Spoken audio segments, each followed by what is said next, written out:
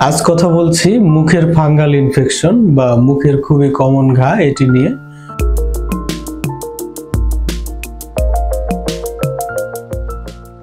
সুপ্রিয় দর্শক, আমি doctor Sumit Ranjan Basak, specialist dental surgeon এবং অর্থোডন্টিস্ট।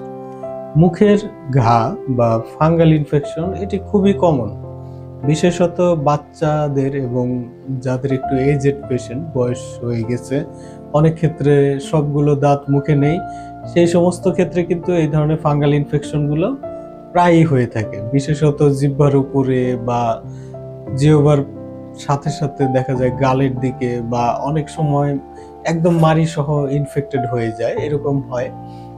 প্রাথমিক অবস্থায় যে লক্ষণটি প্রথম প্রকাশ পায় সেটি হচ্ছে যে দেখা যায় যে কোনো খাবার গ্রহণ করতে গেলে একটু ঝাল লাগে, বিশেষত একটু স্পাইসি ফুডগুলো প্রথম খাওয়া যায় না।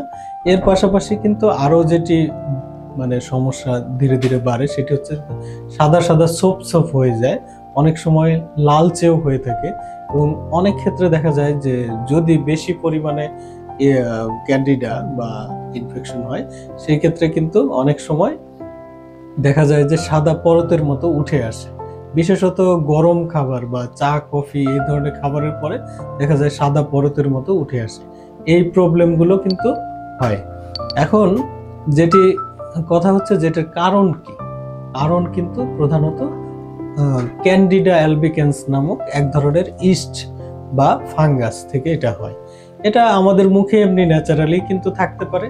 এর সাথে সাথে যেটি হচ্ছে যে আমাদের যদি কোনো কারণে ইমিউনিটি একটু লো হয়, দেখা যায় যে কোনো সময় জ্বর হয়েছে, অথবা কেউ ডায়াবেটিসে আক্রান্ত, আনকন্ট্রোল ডায়াবেটিস আছে, সেই ক্ষেত্রে কিন্তু এই ফাঙ্গাল ইনফেকশনটা বেশি হবে। এবং বাচ্চাদের ক্ষেত্রে যেটা হয় যে মুখের পরিবেশটা অনেক সময় দেখা যায় যে বোতল ফিডিং করানো হয়, সেই সমস্ত ক্ষেত্রে মুখটা পরিষ্কার থাকে না, তখনও কিন্তু এই ধরনের ইস্ট দিয়ে বা ফাঙ্গাস দিয়ে মুখে এই ইনফেকশনটা হতে পারে। এখন এটি থেকে পরিত্রাণের উপায় কি? এটি থেকে পরিত্রাণের মেইন যে উপায়টা সেটি হচ্ছে অ্যান্টিফাঙ্গাল কিছু ড্রাগ আছে, সেগুলো ইউজ করা। এর পাশাপাশি আপনার যেটি করতে হবে সেটি হচ্ছে যে দাঁত এবং মাড়ি পরিষ্কারের সাথে সাথে জিহ্বাটাও কিন্তু নিয়মিতভাবে পরিষ্কার করা উচিত।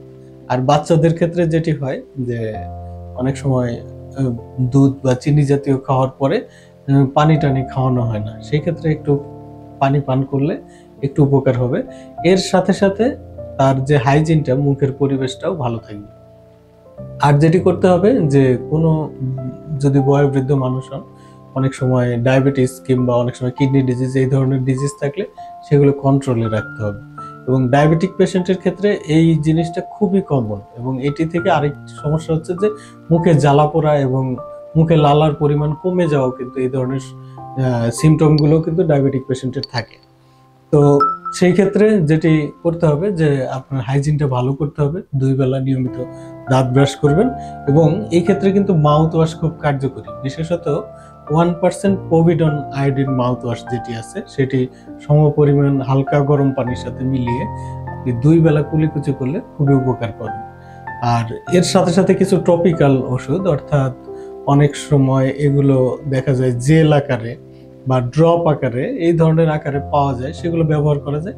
কিন্তু যদি অনেক ক্ষেত্রে দেখা যায় যে এটি দীর্ঘমেয়াদী হয়ে গেছে, সহজে কমছে না, তখন আমরা কিছু সিস্টেমিক ড্রাগ অর্থাৎ ওষুধ যেগুলো ব্যবহার করি, যেগুলো হচ্ছে আপনার ট্যাবলেট বা ক্যাপসুল আকারে খেতে হয়, সেগুলো খেলেও কিন্তু আপনি মুক্ত থাকবেন। তবে সমস্যাটি যেহেতু আপনার মুখের নিয়মিত যে সমস্ত জীবাণু আছে সেগুলো দিয়ে হয়, কাজেই এটি কিন্তু ভালো হতেও সময় নেয়, এবং ভালো হওয়ার পরেও পুরোপুরি মুক্ত হতেও আরো দীর্ঘ সময় লাগে, অর্থাৎ বারবার ফেরত আসতে পারে। কাজেই আপনি যখন চিকিৎসা করবেন একটু ধৈর্য নিয়ে চিকিৎসা করলে আপনি এগুলো থেকে মুক্ত থাকবেন। সবাই ভালো থাকবেন, সুস্থ থাকবেন। ধন্যবাদ।